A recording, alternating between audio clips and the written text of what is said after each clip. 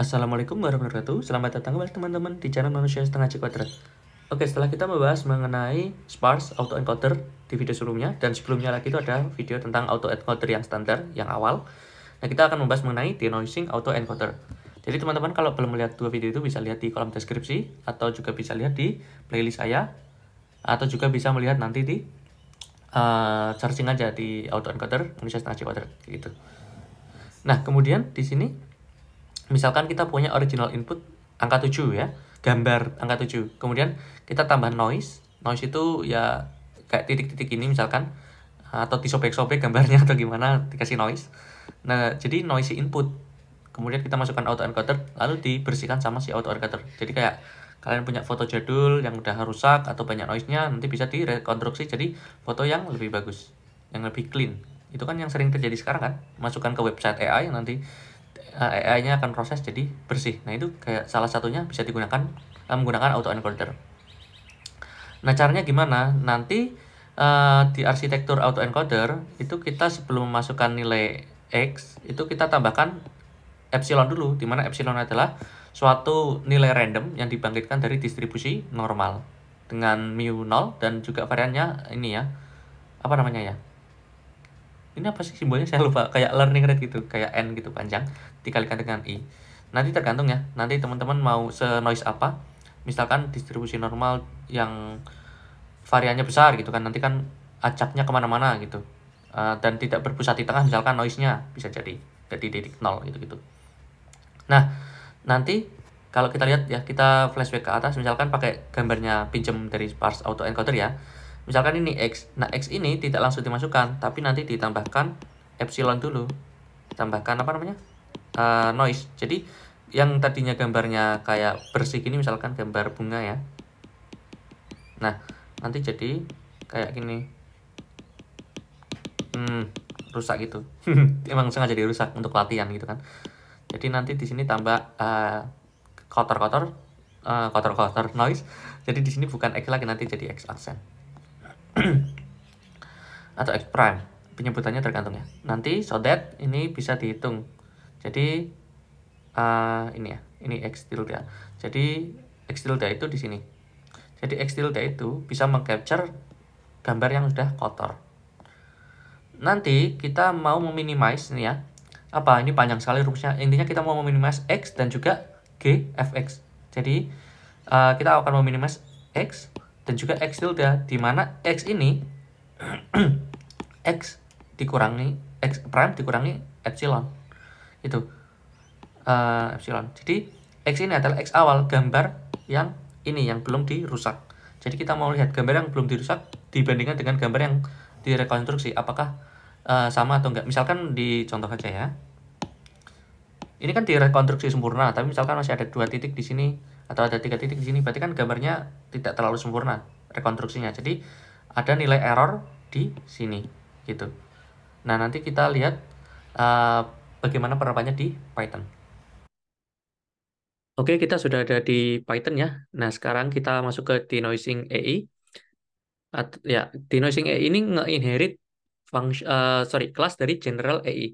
Nah, kalau teman-teman belum melihat video saya yang pertama yaitu autoencoder, ya kalau bisa ditonton dulu ya biar teman-teman paham penjelasan lengkapnya mengenai general AI dan juga pre-processing dan juga mengenai plotting. Nah, gitu.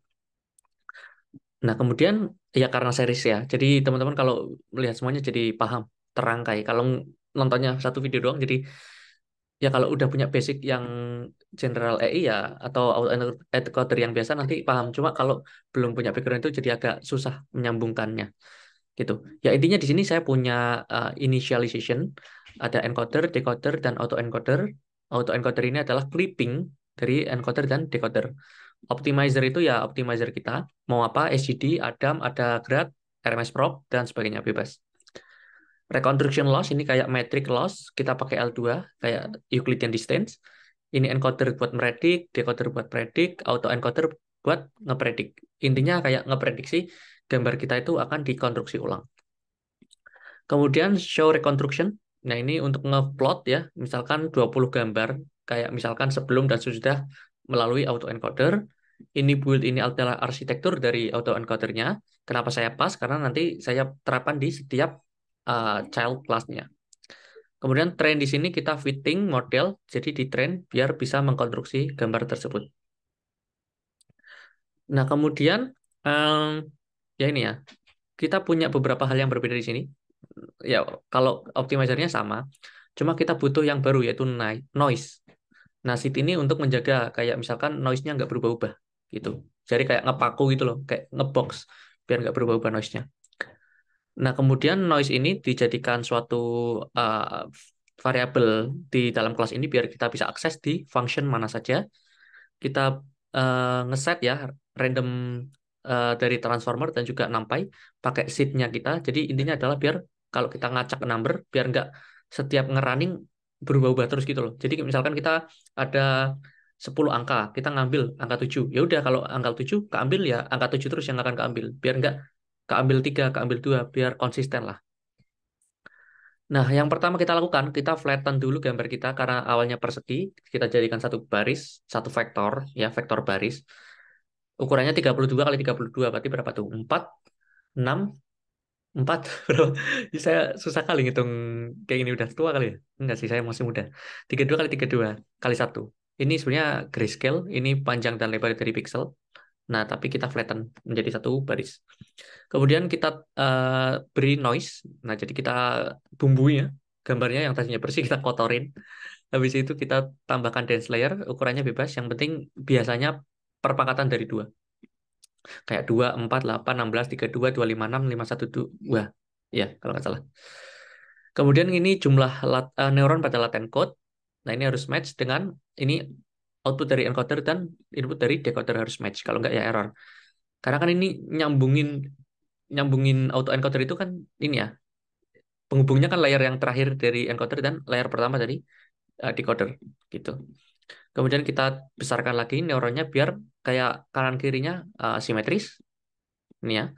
Kemudian kita balikkan lagi ke ukuran awal 32 kali 32 pixel.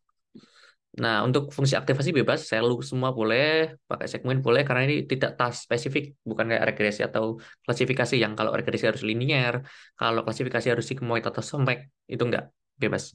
Tapi yang biasanya bagus pakai selu, kalau di autoencoder.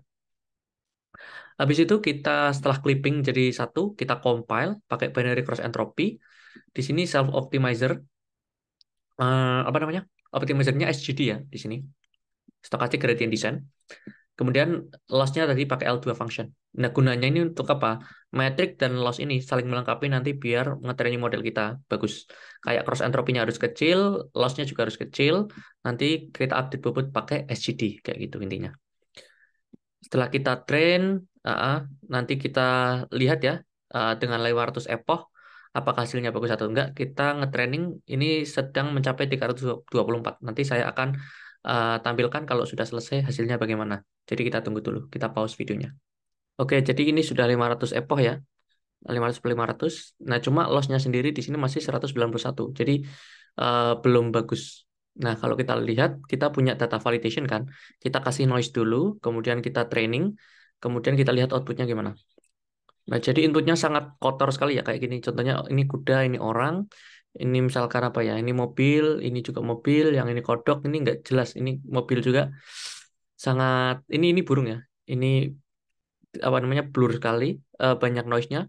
Kemudian kita bersihkan pakai auto encoder, ini udah mulai kelihatan si apa namanya si kuda sama penunggangnya ini burung. Kalau teman-teman mau compare ke gambar yang asli bisa dilihat di bawah. Ini kuda, ini yang hitam ini kuda, yang putih ini orangnya. Kalau ini car-nya, ini warna hitam, yang ini warna putih ya kebalikannya Masian. Yang ini car yang warna putih, ini udah warna putih. Jadi sebenarnya kalau teman-teman tambah epochnya, misalkan jadi 5.000 gitu, harusnya dia lebih tajam. Kalau secara bersih, harusnya dia sudah bersih ya, bisa membersihkan noise, tapi belum bisa menajamkan gambarnya karena kurang trainingnya. Kayak gitu. Ya, mungkin cukup sekian. At least teman-teman sudah tahu caranya. Nanti tinggal dicoba sendiri, ditambahkan epoch-epochnya gitu. Atau di um, ubah arsitekturnya jadi lebih deep gitu atau pakai convolutional layer bisa jadi. Oke, mungkin cukup sekian. Semoga bisa bermanfaat. See you next time. Bye bye. Assalamualaikum warahmatullahi wabarakatuh.